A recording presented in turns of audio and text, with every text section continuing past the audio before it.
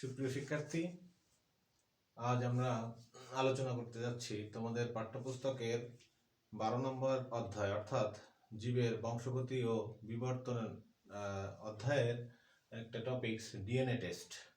তোমাদের এই চ্যাপ্টারের এই টপিক্সের বেশ কিছু সমস্যার কথা তোমরা আমাকে জানিয়েছিলে।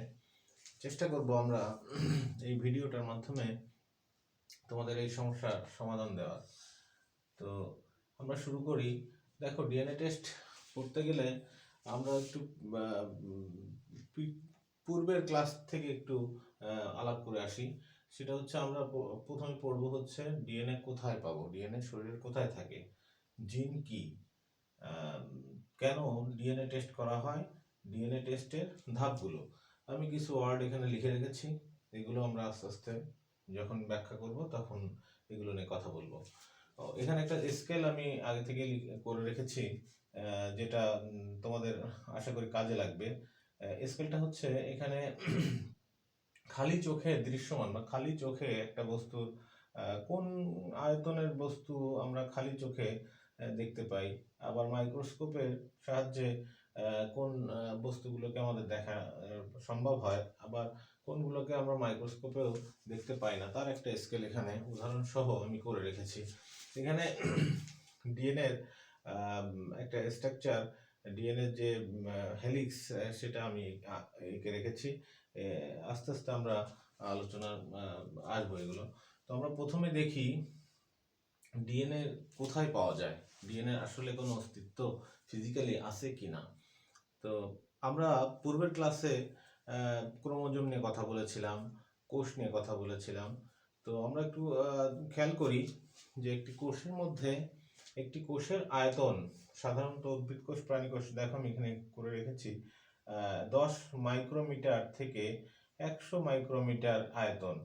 তো একটা কোষকে আমরা খালি চোখে দেখতে পাই না, তাহলে একটা কোষের মধ্যে থাকে নিউক্লিয়াস, নিউক্লিয়াসের মধ্যে থাকে ক্রোমোজোম, ক্রোমোজোমের মধ্যেই আমরা ডিএনএটাকে পাই। তাহলে সেটা তুলনামূলক কত ছোট হতে পারে। তো এখন আমরা একটু দেখি। দেখো, এখানে এই স্কেলটা দিয়ে আমি আয়তনটা তোমাদের একটা তুলনা করে একটা ধারণা দেওয়ার চেষ্টা করেছি।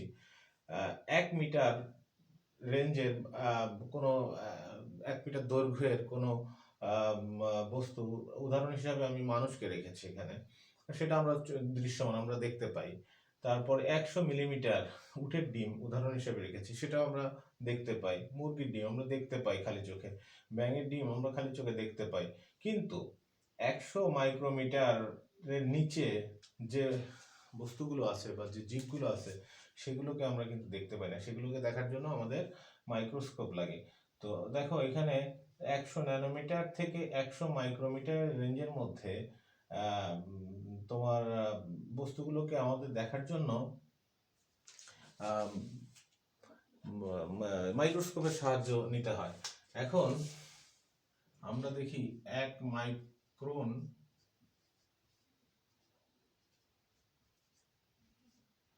সমান 10⁻⁻6 মিটার, তাহলে সেটা কত ছোট হতে পারে।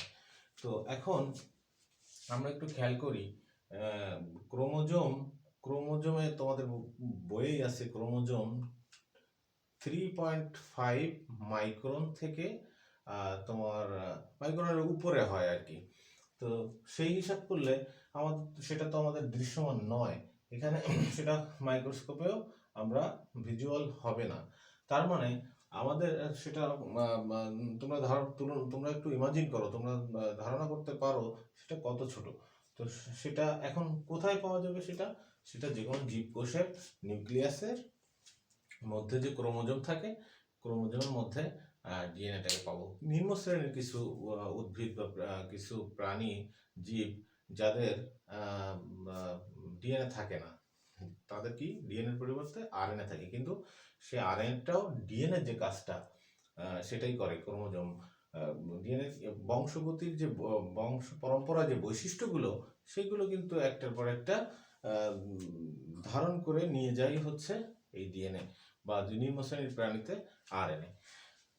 তো আমরা দেখলাম ডিএনএ কোথায় পাওয়া যায়, সেটা একটা ধারণা আমরা পেলাম। এখন এই ডিএনএটাকে আমরা গত ক্লাসে তোমরা স্ট্রাকচারে, গত ক্লাসে আমরা ভিডিও ক্লাসে যেটা দেখেছি ডিএনএর স্ট্রাকচার, সেটাতে ডিএনএর কিভাবে বন্ডিং তৈরি হয় সুগারের সাথে নাইট্রোজেন বেস দিয়ে ফসফেট মূলক দিয়ে, সেটা দেখেছি। তার একটা হেলিক্স আমরা দ্বিসূত্রক, তোমরা জানো ডিএনএ দ্বিসূত্রক একটা হেলিক্স আমি এখানে করে রেখেছি। দেখো একটা নাইট্রোজেন বেসের সাথে এর সাথে টি, জির সাথে সি, সির সাথে জি, টির সাথে এরকম একটা করে রেখেছি। এখন এখানে আমরা একটু দেখব যে জিন কি। জিন হচ্ছে, আমরা জানি ডিএনএ খণ্ডিত অংশকেই জিন বলা হয়। তো ডিএনএ খণ্ডিত সেই অংশটা যেটা ওই জীবের নির্দিষ্ট একটা বৈশিষ্ট্য বহন করবে বা নির্দিষ্ট একটা বৈশিষ্ট্যের জন্য দায়ী, ঠিক সেই অংশটুকুকেই আমরা জিন বলবো। ধরো জি থেকে এ পর্যন্ত, জি থেকে এ পর্যন্ত এই অংশটুকুই ধরো কোনো প্রাণীর চুলের কালার চুলের রঙের জন্য দায়ী, তাহলে এটাকে আমরা একটা জিন বলবো, এটাকে আমরা একটা জিন বলবো। কিন্তু যেটা দায়ী নয় তার সেই সংখ্যাটাও কিন্তু 90%। যেটা একটা মানুষের বা একটা জীবের শরীরে যতগুলো ডিএনএ নিউক্লিওটাইড থাকে তার 90%ই হচ্ছে কোনো বংশ, কোনো বৈশিষ্ট্য প্রকাশ করে না, অর্থাৎ তাদেরকে নন কোডিং বলা হয়। দেখো আমি এখানে দেখেছি লাল অংশটুকু দিয়ে লাল কালার করে আমি জিনকে বুঝিয়েছি, এটা এই অংশটুকু একটা বৈশিষ্ট্য বহন করে, তার মানে হচ্ছে এই অংশটুকুই জিন।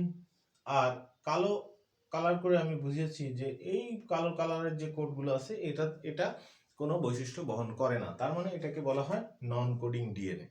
তো এই নন কোডিং ডিএনএ কিন্তু দুইটা জিনের মাঝখানে অবস্থান করে, আর এর পরিমাণই হচ্ছে 90%।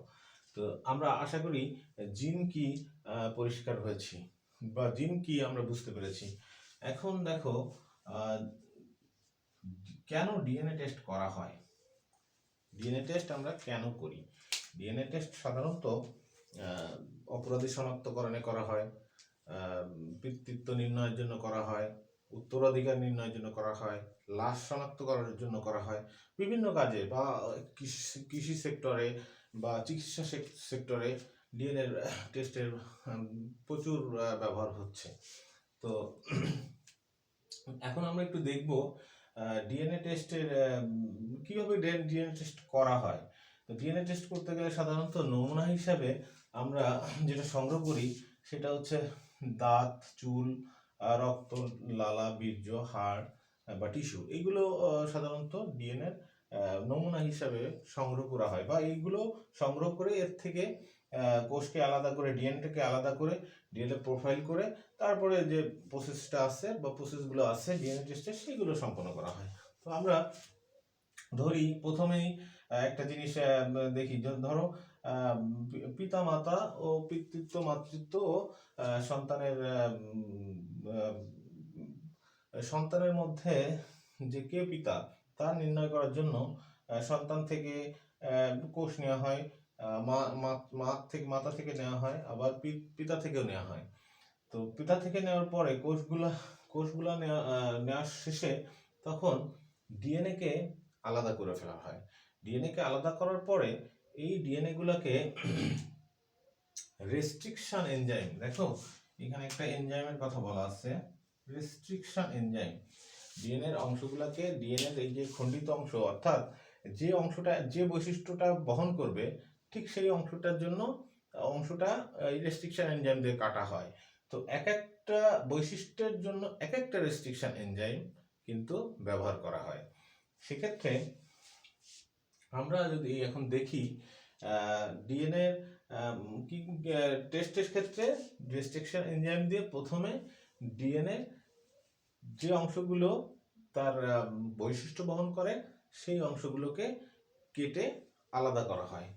তারপরে কি করা হয়, এই অংশটাকে একটা সিকোয়েন্স অনুযায়ী সাজানো হয়, যেটাকে বলা হয় জিনোম সিকোয়েন্স, মানে কোন বৈশিষ্ট্য কার পরে, কোন জিনটা কার পরে আছে সেই বৈশিষ্ট্যকে একটা পর্যায়ক্রমে দৈর্ঘ্য অনুপাতে সাজানো হয়। এই প্রক্রিয়াকেই ইলেকট্রোফোরেসিস বলা হয়। এই প্রক্রিয়াকে ইলেকট্রোফোরেসিস বলা হয়। তো যে প্রক্রিয়ায় ডিএনএ কে খণ্ডিত খণ্ডিত করে পর্যায়ক্রমে সাজানো হয় সেটাই হচ্ছে ইলেকট্রোফোরেসিস, মনে থাকবে। এখন এই সাজানোর পরে তোমাদের বইয়ে একটা কথা হচ্ছে রেডিও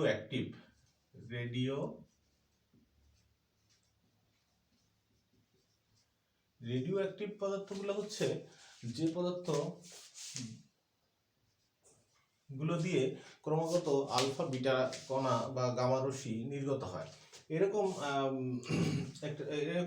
এরকম কিছু পদার্থ দিয়ে এই ডিএনএ গুলোকে শনাক্ত করা হয়, অর্থাৎ অপরাধী ডিএনএটাকে শনাক্ত করে ফেলানো হয় যে কোন ব্যান্ডটা বা কোন খণ্ডটা তোমার এই রেডিও অ্যাক্টিভ রশ্মি দিয়ে তোমার এটাকে এক্স রে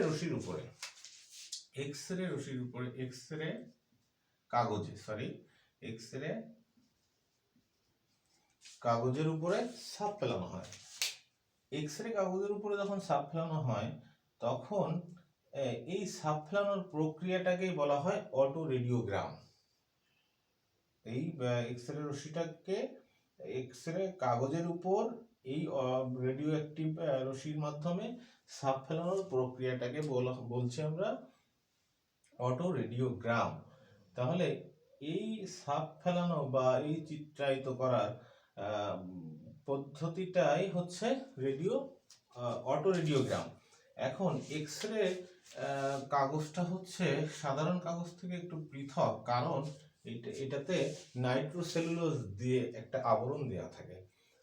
এখন তোমরা দেখে থাকবে এক্স রে করলে হাড়ের এক্স রে করতে দেখা যায়, আমরা বেশিরভাগ হাড়ের এক্স রে করতে দেখি।